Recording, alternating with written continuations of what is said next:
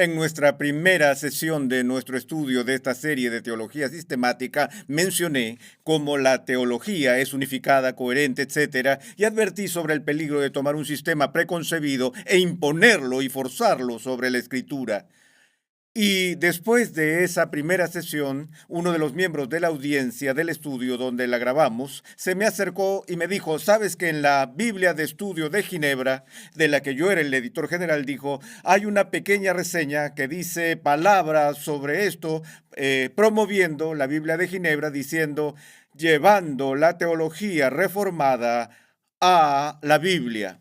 Y pensé lo espantoso que eso es. Alguien en su emoción por promocionar la Biblia cometió el mismo error del que estaba hablando en esa última sesión, como si algo como la teología reformada se hiciera independiente de la escritura, y ahora para entender la escritura tenemos que transferir ese sistema de pensamiento a la Biblia. Eso es lo último que los redactores de la de Ginebra querían que hiciera la Biblia.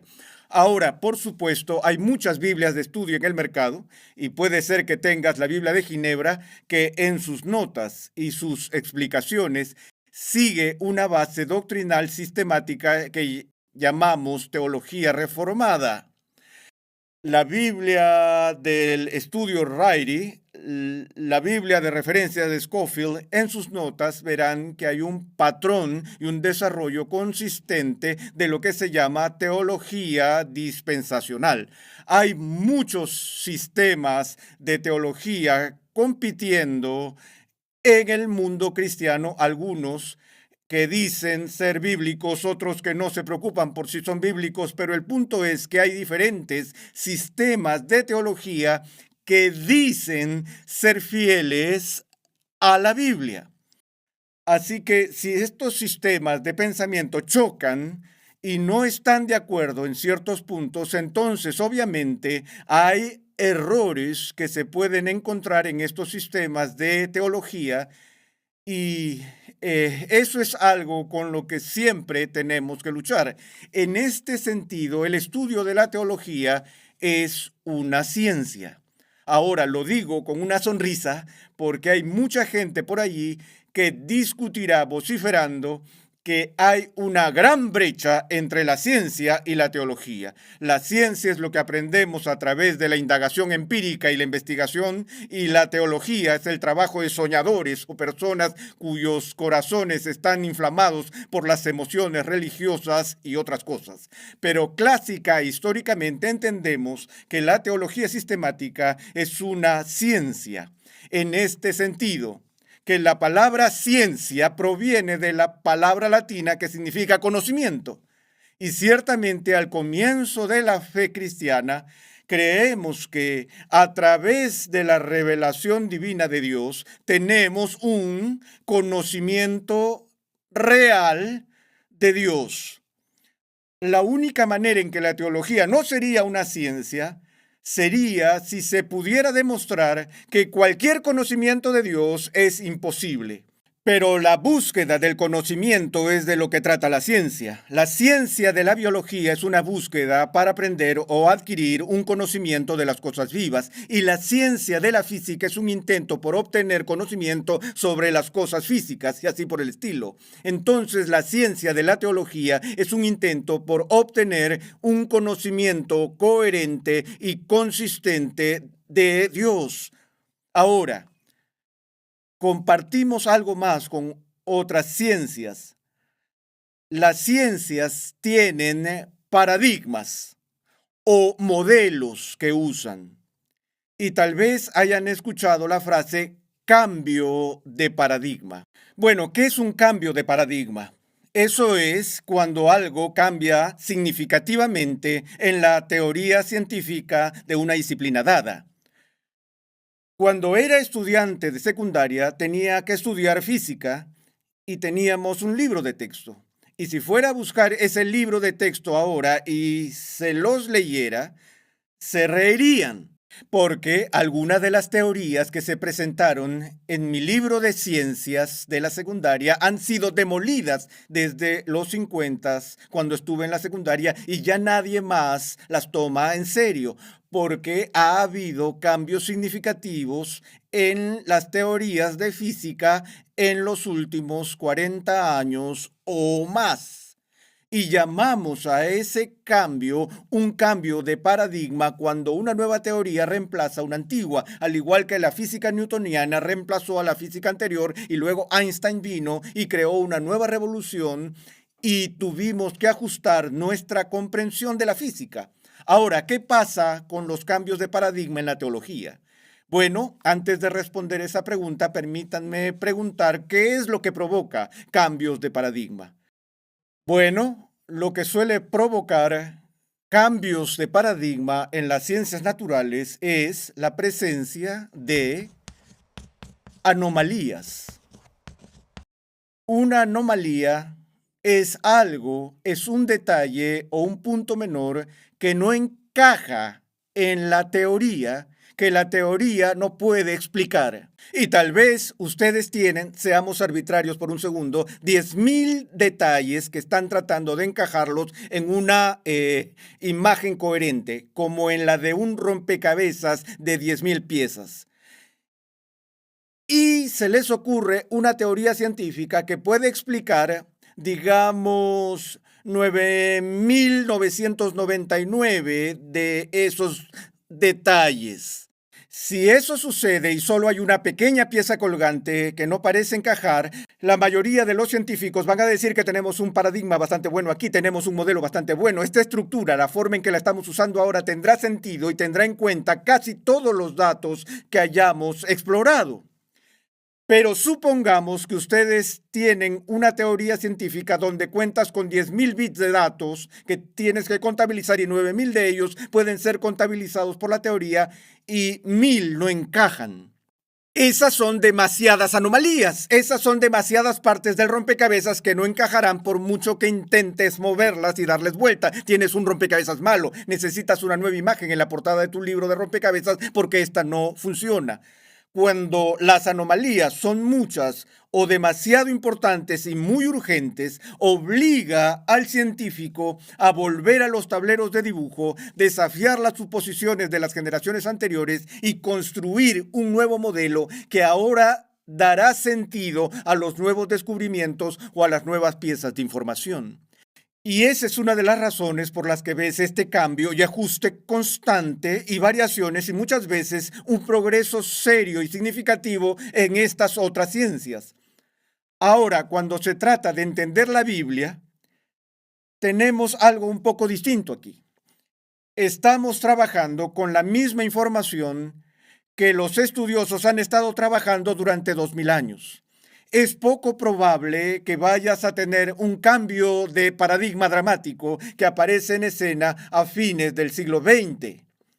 Ahora, es cierto que obtenemos nuevos trozos de entendimiento preciso de un matiz de una palabra griega o de una palabra hebrea que tal vez generaciones anteriores de estudiosos no tenían a su disposición.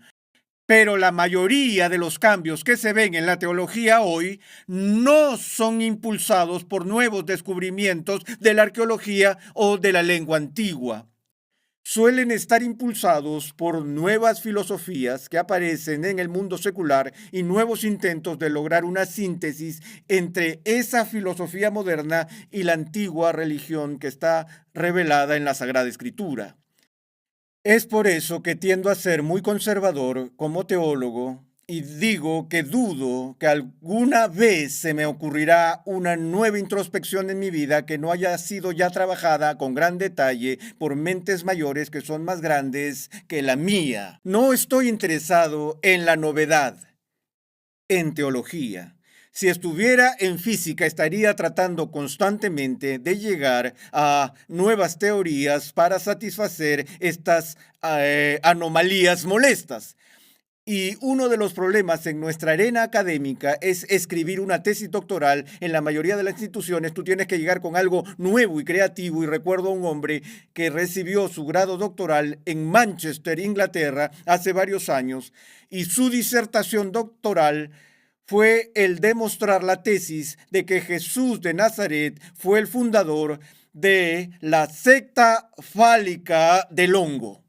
Y él obtuvo el grado más alto de la universidad, un doctorado sobre la base de su tesis. Bueno, diré esto, para una tesis fue novedoso. Era tan nuevo como absurdo, pero hay esta fascinación por salir con algo nuevo y diferente, el tipo de fascinación que Pablo encontró entre los filósofos del Areópago en Atenas, quienes andaban desesperados por salir con algo nuevo. Entonces, queremos progresos en nuestro conocimiento y crecimiento en nuestro entendimiento, pero debemos ser muy cuidadosos de no caer en la tentación de llegar a una novedad solo para que sea nuevo. Y es por eso que creo que es poco probable que alguna vez vean una perspectiva mía nueva y original, porque sigo pensando mucho en un manuscrito que ha estado ante mentes más grandes que la mía durante tantos siglos. Bueno, ¿cuáles son las fuentes de la teología sistemática? Bueno, cuando hablamos de las fuentes de la teología sistemática, ya he dicho que la mayor y principal fuente de teología sistemática es la Biblia. Y hacemos una distinción y una división incluso en el seminario entre lo que llamamos tres esferas, o repito, entre tres esferas de disciplinas. Una se llama teología bíblica, otra se llama teología histórica y la tercera se llama teología sistemática. Ahora, ¿en qué se diferencian? Bien, en la teología bíblica tomaremos un concepto como la palabra salvación y el estudioso bíblico repasará las escrituras y estudiará minuciosamente cada uso del término salvación o el verbo para salvar y ver cómo el concepto de salvación se expresa en el Nuevo Testamento, como se expresa en el Antiguo Testamento. Y así los estudiosos del Antiguo Testamento podrán una luz de búsqueda sobre este concepto específico como la salvación y se dedicarán en exclusivo no a lo que los concilios eclesiásticos han dicho en el pasado, sino solo al asunto del dato, los datos que debo decir de la Escritura misma con respecto a esa pregunta. Esa es la tarea de la teología bíblica. Y como dije en nuestra primera conferencia, que el sistemático depende de los estudiosos bíblicos para esa información, para los detalles. Ahora, uno de los problemas que encontramos en los seminarios de hoy es un método para tratar con la teología bíblica que se ha vuelto no solo peligroso, sino silencioso para la fe cristiana. Y esa es la embestida de lo que llamamos atomismo, donde la preocupación se señala tanto a un punto particular de la Escritura que alguien diría, todo lo que voy a hacer es estudiar la doctrina de Pablo en cuanto a la salvación en su carta a los Efesios. Y eso es todo lo que voy a ver. Y alguna otra persona que es experta en Gálatas dirá, voy a estudiar la doctrina de la salvación que Pablo escribe en Gálatas. Y luego escuchamos a estos dos estudiosos de pie y diciendo que hay dos puntos de vista distintos de la salvación, uno en Gálatas, uno en Efesios. Pero está bien. No tenemos necesidad de buscar una comprensión armoniosa de los dos porque cada pequeño átomo de la Escritura está solo.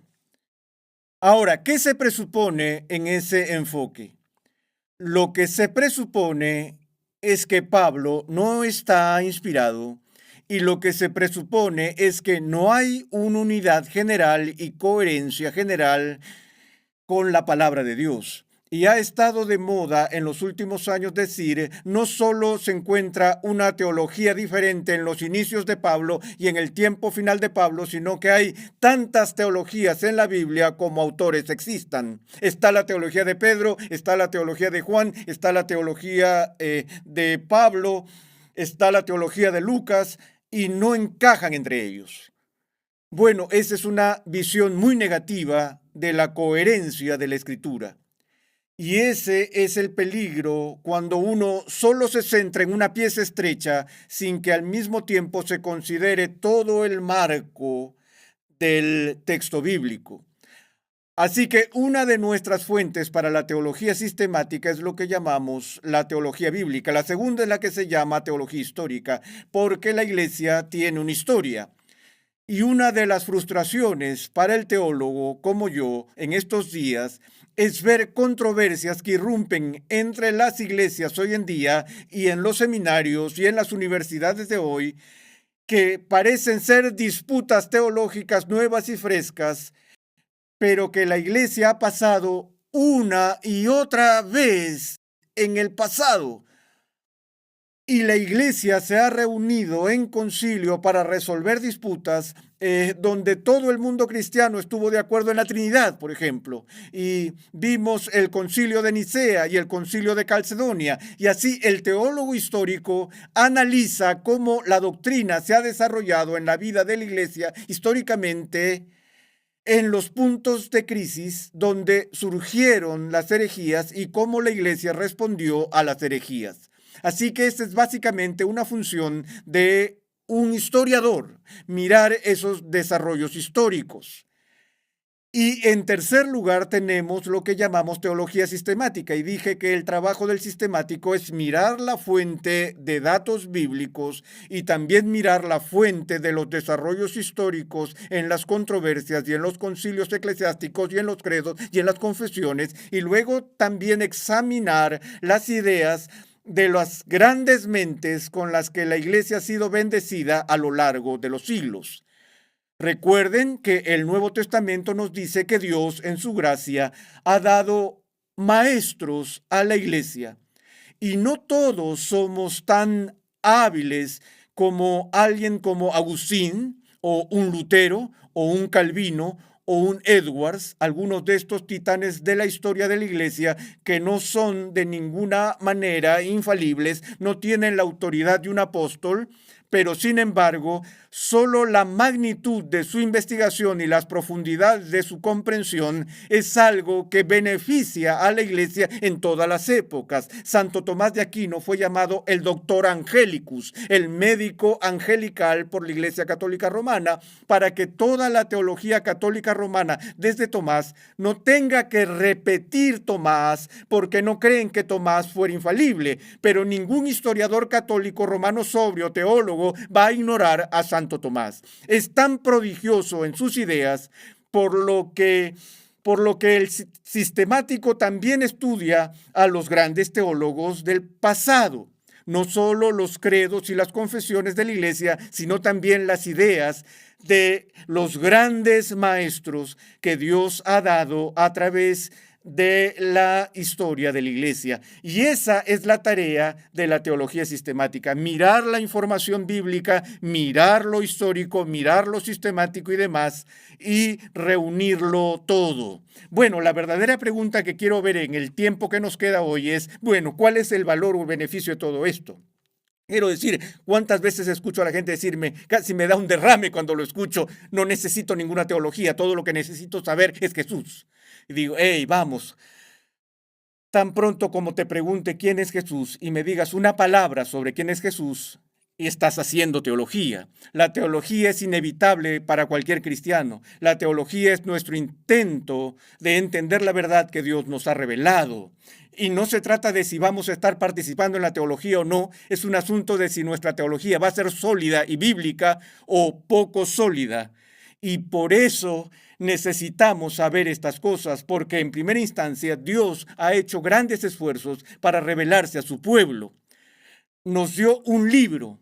Y ese libro se dio no para estar en un estante ni para prensar flores secas. Ese libro nos fue dado para ser leído. para ser buscado, para ser digerido, para ser estudiado y principalmente para ser entendido. Permítanme llevarlos por un segundo a un texto muy importante en el Nuevo Testamento, en los escritos del apóstol Pablo, en su segunda epístola a Timoteo, el tercer capítulo, empezando en el versículo 16. Todos sabemos de Juan 3:16. También deberíamos saber sobre 2 Timoteo 3:16. Dice lo siguiente: toda escritura es inspirada por Dios. Ese es el comienzo de 3:16 y esa parte del versículo es de crucial importancia para entender la naturaleza de las escrituras y la volveremos a ver más tarde cuando consideremos toda la idea de la inspiración divina de la Biblia. Pero muy a menudo, cuando estudiamos eso, verán, eso es lo máximo que leemos y eso es lo máximo que nos preocupa para probar que la Biblia está inspirada por Dios. Pero es el resto del texto que quiero que veamos hoy. Toda escritura es inspirada, es dada por la inspiración de Dios y es útil para enseñar. Ahora, que ya nunca alguien ande diciendo, no necesito doctrina, o que esa doctrina no tiene valor, o que esa doctrina es inútil. Hay beneficio en un estudio cuidadoso de la Biblia y es debido al hecho de que la Biblia está inspirada por Dios Todopoderoso, que nos da un activo que es valioso y útil, y ese activo es la doctrina. La Biblia es útil para la doctrina. ¿Para qué más es útil? Para reprensión. Pasamos mucho tiempo en el mundo académico hablando de la crítica bíblica o lo que se llama alta crítica, donde ponemos las armas de nuestra crítica analítica sobre las palabras de la Escritura. La verdadera crítica bíblica en la que debemos participar es cuando no somos el sujeto de la crítica, sino que somos el objeto de ella. No somos los críticos, somos los criticados. Es decir, la Biblia me critica a mí. Cuando vengo a la palabra de Dios, la palabra de Dios expone mi pecado. Y la doctrina bíblica del hombre me incluye, y la doctrina bíblica del pecado me incluye a mí, y soy reprendido por mi pecado cuando vengo al texto de la Escritura. Y es provechoso ser reprendidos por Dios, porque quizás no escuchemos la crítica de nuestros pares, pero mejor escuchamos la crítica de Dios, tal como nos llega en la Sagrada Escritura, y es útil para corregir. La corrección de la vida falsa y también de la falsedad, lo falso. Justo el otro día empecé a leer un libro que era el número 1 en las listas más vendidas en el New York Times, que un amigo me dio y me dijo, por favor lee este libro y dame tu análisis de él. Era un libro escrito por un medium, en el que explica cómo ser un medium y hablar con los muertos.